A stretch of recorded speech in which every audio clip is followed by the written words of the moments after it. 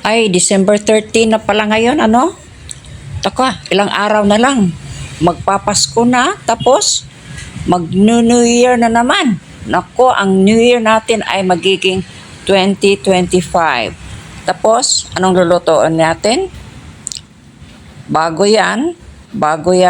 tayo magluto, doon sasabihin na, di ba? Alam natin na ano yung sa Quadcom ay nagkakagulo. Kung saan-saan, kahit saan-saan nagkakagulo dito sa ano sa Pilipinas. Pero pati sa kitchen ko nagkakagulo din. Kaya naisip, eto may naka-ready na pala akong ano.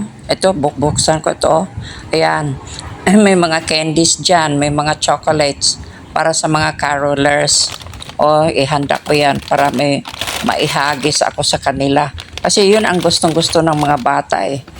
Yung iba nga, kung sasabihin sa kana, kasi hindi pa kami nakakumpra. Nako, gustong-gusto talaga nilang kakanta. Pero kaya, eto, sige, marami itong nabili ko.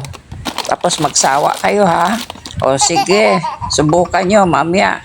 Pero sa ngayon, hindi pa. A few days from now, ready na ito ha. Okay, Merry Christmas!